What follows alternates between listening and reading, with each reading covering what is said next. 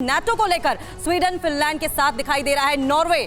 हमारा स्वीडन और फिनलैंड को 100% समर्थन है। नॉर्वे की ओर से यह साफ कर दिया गया है और कहा गया है कि हम स्वीडन फिनलैंड के पक्ष में खड़े दिखाई दे रहे हैं। स्वीडन और फिनलैंड नाटो में शामिल हो। नॉर्वे ने आपको बता दें ये वकालत की है।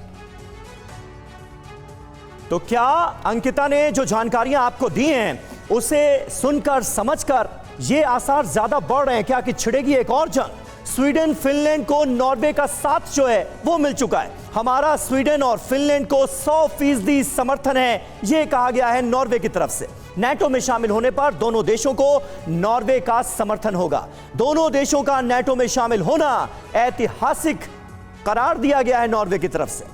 स्वीडन फिनलैंड का नाटो में जाना नॉर्डिक सहयोग को मजबूत करेगा। यह बहुत अहम है कि सभी नाटो सदस्यों ने एकता दिखाई है। नहीं जानते कि तुर्की की आलोचना के पीछे की वजह क्या है, यह कहा गया है। यानी बताया यह जा रहा है कि नाटो की तरफ से स्वागत किया जाएगा अगर स्वीडन और फिनलैंड उसके मेंबर बनते हैं तो। लेकिन तुर्की की आलोचना का क्या, तुर्की तो खिलाफ है। जी बिल्कुल समीर, और सही कहा आपने। और इसी पर क्या कुछ बड़ी अपडेट्स है ये हम बताते हैं। आपको बता दें कि स्वीडन फिनलैंड के नाटो सदस्य बनने का विरोध स्वीडन और फिनलैंड के घटनाक्रम पर नजर बनी हुई है। नॉर्डिक देश कई आतंकी संगठनों के घर पर हैं। हमारा रुख दोनों देशों के पक्ष में नहीं है, ये तुर्की की ओर से साफ कर दिया गया है। क्यों स्वीडन फिनलैंड के खिलाफ है तुर्की, ये बड़ा सवाल है। रूस से दोस्ती की वजह से नाटो विस्तार का विरोध कर रहा है तुर्की। रूस की तरह तुर्की का विस्तार यूरोप एशिया में तुर्की के इस कदम से सीधा फायदा रशिया को होगा। अमेरिका के नाराज होने का भी डर तुर्की को सता रहा है। तुर्की की मजबूरी रूस के जरिए सीरिया में ऑपरेशन को अंजाम देना है। ग्रीस से तनाव भी तुर्की रूस को ला रहा है साथ। तो क्या असर पड़ेगा यह भी हम आपको बता देते हैं। तुर्की नाटो सदस्य है, वीटो का इस्तेमाल कर सकता है, दोनों देशों को नाटो का सदस्य बनने से रोक सकता है। तो फिनलैंड और स्वीडन के इच्छा जाहिर करने के बाद नाटो कर तो रहा है स्वागत, लेकिन टर्की हो गया है खिलाफ। ऐसे में ये दोनों मुल्क बनेंगे कैसे नाटो के मेंबर? नाटो में शामिल होने को लेकर क्या होगा, पूरी डिटेल आपके सामने रखते हैं। फिनलैंड रूस के साथ 810 मील की सीमा साझा करता है। स्वीडन रूस से बॉर्डर तो साझा नहीं करता, लेकिन पड़ोसी मुल्क है। रूसी हमले के बाद यूक्रेन को सैन्य सहायता देने पर रूस के टारगेट पर आए ये दोनों मुल्क। दोनों देशों के नाटो में शामिल होने के बाद रूस अटैक नहीं कर पाएगा। अगर दोनों देशों पर हमला होता है तो दूसरे देशों से समर्थन की गारंटी है।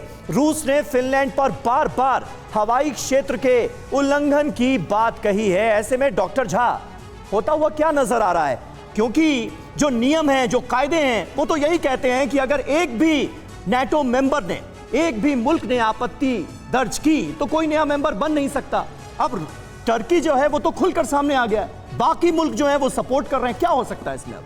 बहुत जल्दबाजी होगी इस बात को कहना कि बाकी मुल्क भी स्वीडन और फिनलैंड का समर्थन करेंगे नाटो में। टर्की ने पहले ही कह दिया है। बाकी देश जो और अमेरिका और ब्रिटेन जैसे देश हैं वो इस बात को अभी देख रहे हैं कि क्या करना है। लेकिन बुनियादी बात ये नहीं है, सबसे महत्वपूर्ण बात ये है कि किस परिस्थिति में स्वीडन और फिनलैंड चाह रहा है कि वो नाटो का मेंबर बन जाए। लेकिन सर, समीर के सवाल में एक और सवाल मैं छोटा सा जोड़ना चाहूंगी कि क्या बाकी नाटो कंट्रीज मिलकर टर्की को कन्विंस करने की कोशिश कर सकते हैं कि सहायता दे दी जाए? ये नहीं, ये भी हो सकता है कि टर्की जो पावरफुल मुल्क है, अमेरिका जैसा देश, वो उसको इंक्लूड ना कर सके। वो हो सकता है कि ये भी बातें, यूक्रेन का आप एक उदाहरण ले सकते हैं। यूक्रेन हाथ पांव चला रहा था, पूरी दुनिया से कह रहा था नाटो मेंबर से कि मुझे मेंबर बनाए, और ऐसा नहीं और है झांसर, एक बात और है कि तुर्की को तो खुल के सामने आना ही था, लेकिन क्योंकि अमेरिका को वो भले ताकतवर देश होने के हिसाब से पसंद करता है, लेकिन ये बात भी है कि जब रूस से हथियार खरीद रहा था तुर्की तो अमेरिका ने सख्त विरोध किया था। वो कह रहा था कि नहीं, हथियार नहीं खरीद सकता है तुर्की।